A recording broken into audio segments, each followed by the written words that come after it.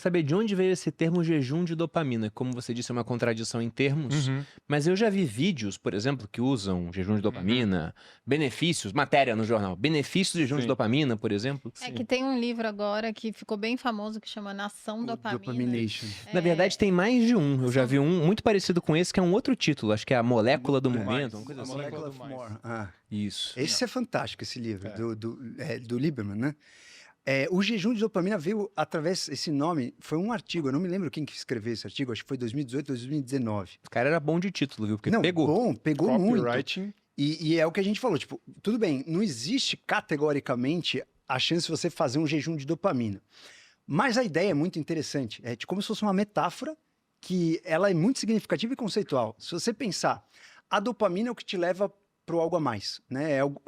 Eu vejo agora, vocês vão ver na Maria Tereza, quando ela nascer, é muito interessante que as crianças são muito dopaminérgicas na fase que começam a engatinhar.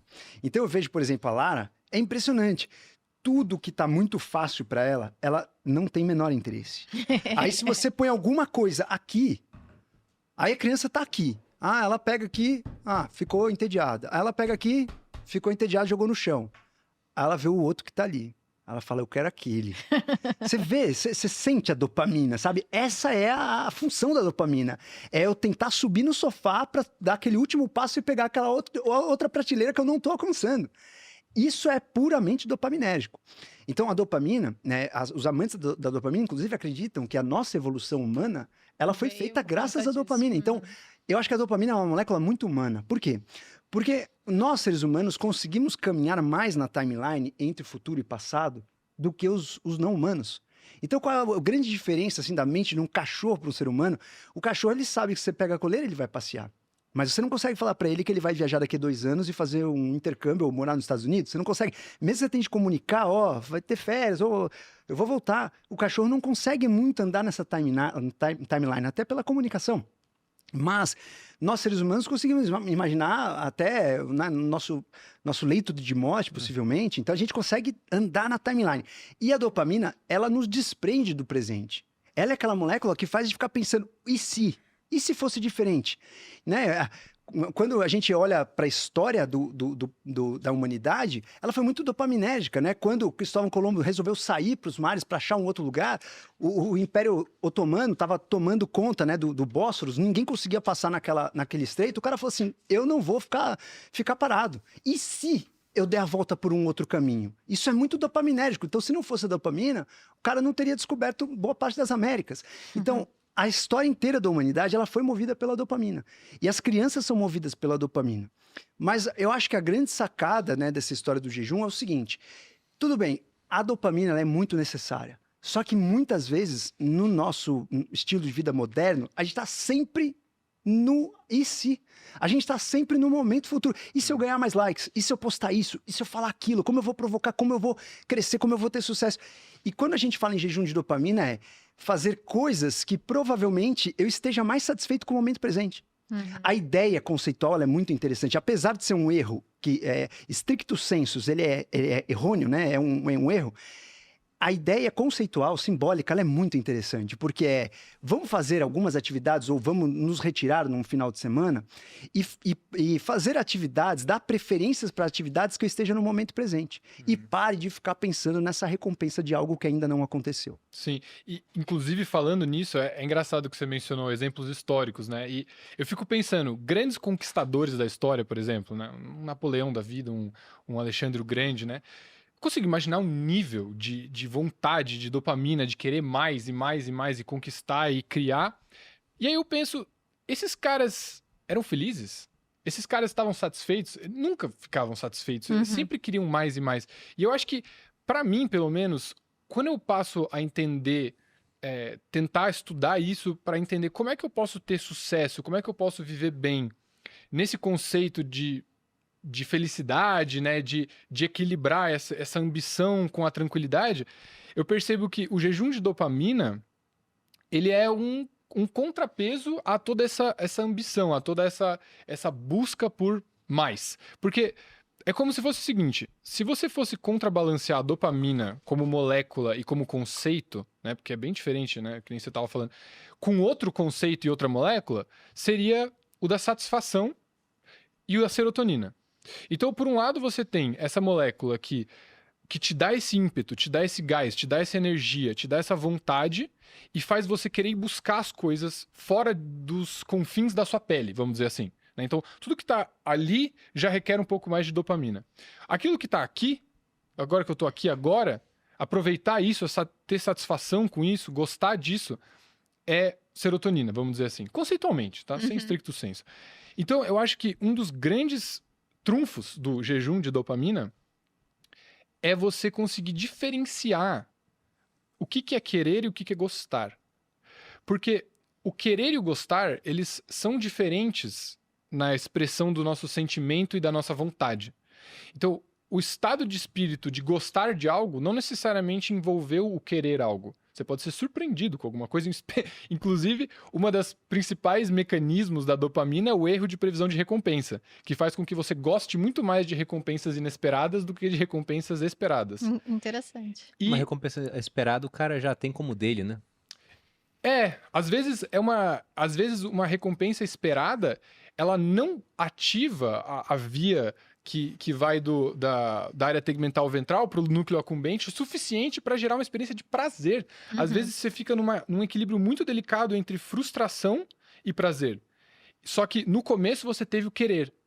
E você consegue identificar isso muito bem nos estudos com adicção, com vício.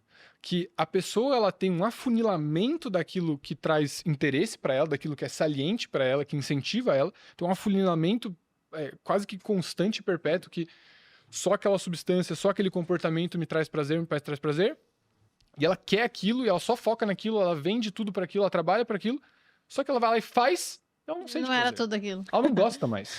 Eu digo isso pelo seguinte, né? Lá em casa a gente comenta direto, a Malu tem um ditado que ela diz, baixa expectativa e bom humor. Eu falei, de fato, se você pega felicidade, se fosse uma equação, seria uma diferença entre expectativa e realidade. Se a expectativa é baixa e a realidade é melhor, você fica feliz. Se a expectativa é alta e a realidade não é boa, você fica triste. Então, se eu espero uma certa recompensa, digamos que aqui no grupo eu espero um PLR muito grande da minha área.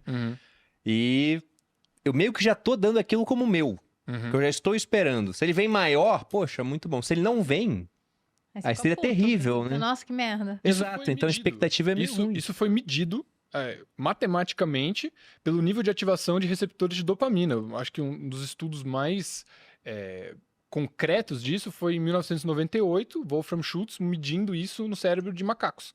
Então, ele manipulou uma situação lá comportamental com os macacos que ele ensinou... Isso é uma outra coisa que a dopamina faz, é o aprendizado, né? Cria aprendizado, potenciação de longo prazo e você começar a prever expectativas de forma mais bem acurada, que é um dos trunfos do jejum de dopamina também. Mas enfim, os macacos. Ele começou a manipular os macacos para treinar eles para o condicionamento clássico quando há uma luz, ele dá um suco para esse macaco. E aí, esse macaco começa a associar essa luz... O cão de Pavlov lá. Isso. Só que o que ele começou a fazer? Ele começou a medir a atividade de receptores de dopamina desses macacos durante essas diferentes etapas do processo. E aí, o que ele começou a fazer? Às vezes, ele dava o suco sem mostrar a luz. Às vezes, ele mostrava a luz e não dava o suco. Para ver o que acontecia com os circuitos dopaminérgicos do macaco. Ele percebeu que o maior disparo de dopamina fásica, que depois é uma coisa que a gente pode entrar, o maior disparo de dopamina era na antecipação à recompensa. Quando o macaco aprendeu que a luz significava recompensa, a hora que ele recebia a recompensa esperada, a dopamina tinha um blipzinho, assim, quase que insignificante para demonstrar realmente uma alteração neuroquímica importante. Então, a antecipação começou a ficar mais importante do que a recompensa em si. Só que quando aquela luz não significava nada, primeira vez, que não tinha dopamina, era só um estímulo, tá, beleza. A recompensa, uau, do prazer. Então, quando você tá esperando o PLR grande, aquilo aumenta a sua dopamina. E aí, a hora que vem, se vem ou não vem, aquilo vai depender da expectativa prévia. Então, eu acho que uma das grandes nuances que a gente tem que entender sobre o jejum de dopamina é como que eu uso as expectativas ao meu favor. Porque não é só você viver com baixa expectativa o tempo inteiro sobre tudo, né? Tipo, manual de Epiteto. Você só pensa naquilo que está sob seu controle, suas virtudes, o seu pensamento e só. E aí tudo que vier é lucro.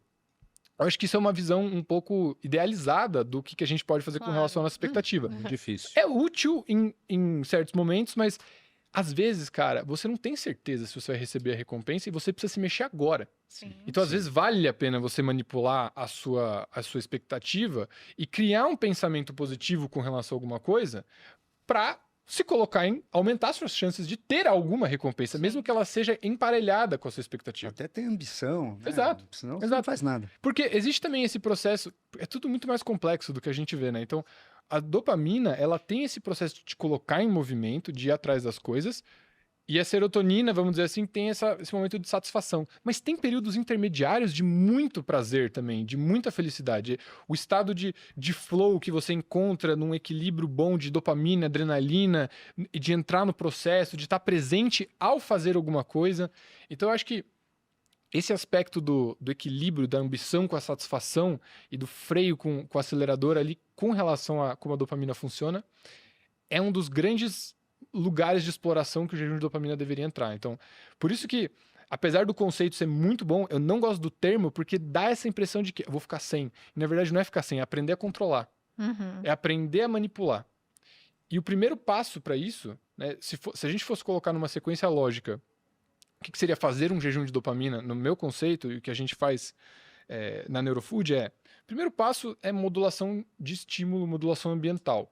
Porque uma pessoa, vamos dar um exemplo hipotético, tá?